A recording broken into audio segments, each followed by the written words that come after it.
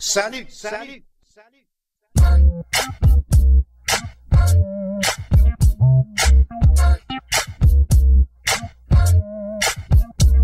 Salut.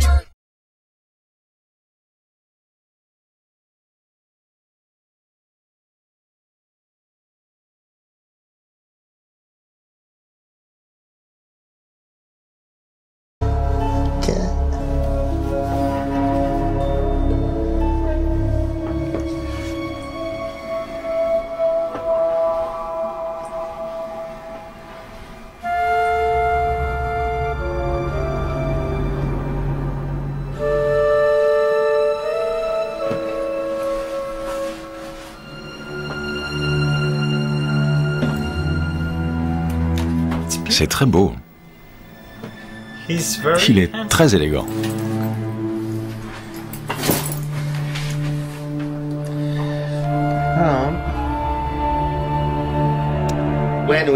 Et là, quand nous le regardons, nous sommes en face du premier visage de l'humanité.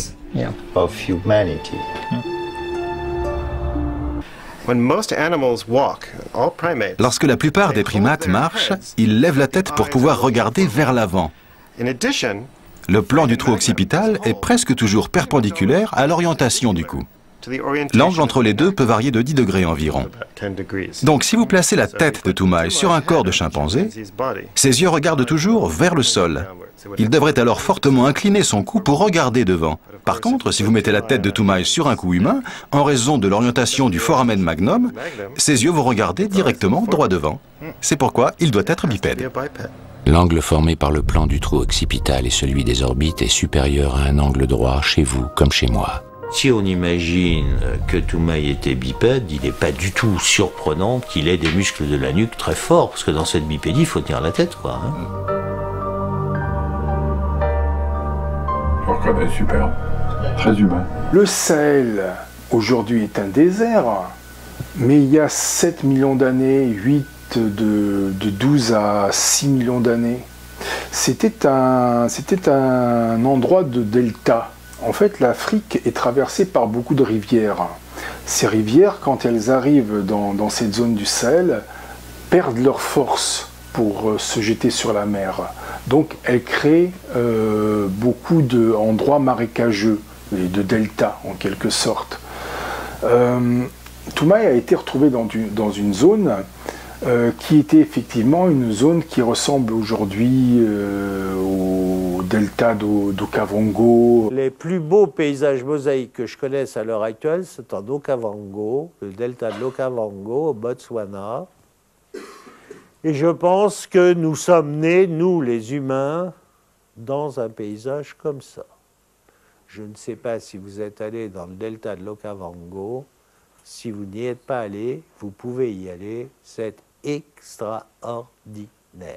Extraordinaire. L'Okavango est un très grand fleuve qui prend sa source au nord, qui après 1500 km se jette nulle part. Il vient mourir dans un petit delta de 15 000 km² dans le désert du Kalahari. Toumaï est un hominidé qui a les mêmes capacités que les autres hominidés. C'est le plus vieil hominidé du monde. Il a de 5 à 7 millions d'années. Il a été retrouvé dans la zone du Sahel, qui est une zone berbère, ce qui peut faire supposer que Toumaï est berbère. Et qui dit berbère, en fait, dit mélange, et c'est un mélange de toutes les races.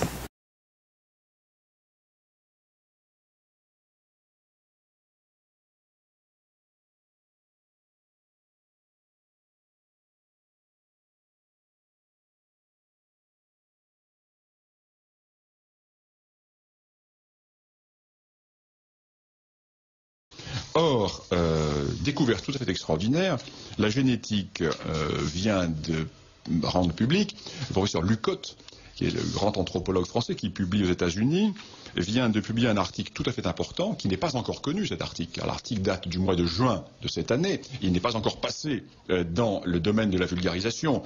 Donc les journalistes ne pourront pas le piller tout de suite, n'est-ce pas, pour se l'attribuer comme certains le font.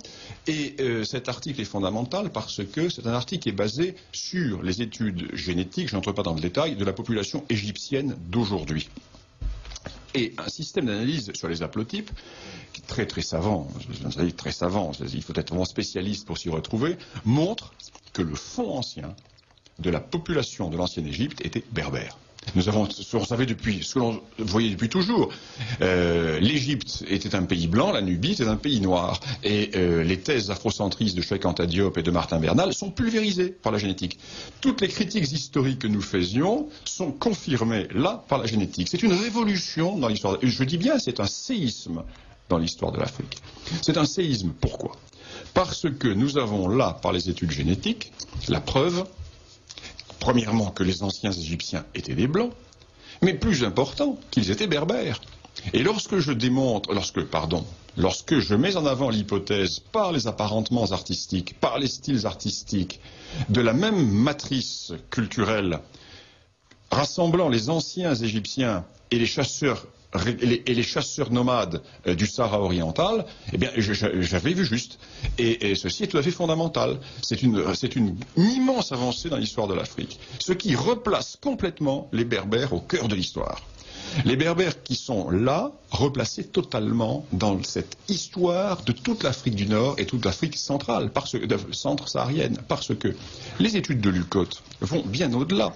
Les études de Lucotte montrent que ce fond berbère est encore excessivement important, même en Libye, largement en Égypte, et que l'apport noir est tout à fait secondaire. Toutes les hypothèses de Cheikh Anta Diop, toutes les hypothèses, tout le délire afrocentriste, sur lesquels repose l'histoire officielle de l'UNESCO, sur lesquels repose le congrès de Durban, sur lesquels repose la culpabilisation de l'Europe, tout est faux.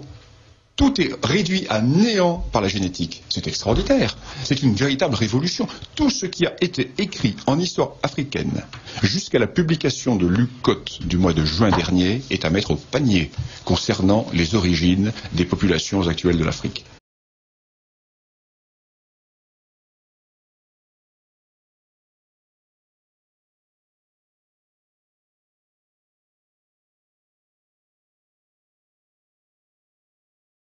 Je vous ai dit qu'on cherchait ailleurs, bien sûr, en Libye, mais à l'heure actuelle c'est un peu difficile.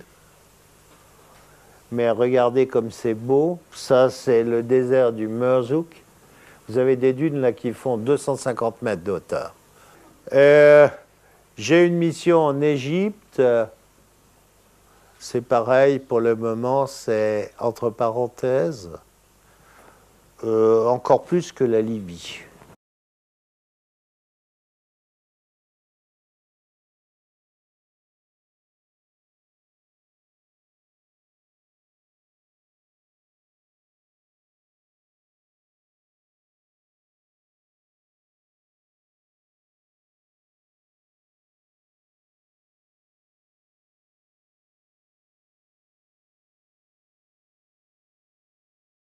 À bientôt et bonsoir. À plus tard, à demain, à tout à l'heure et au revoir.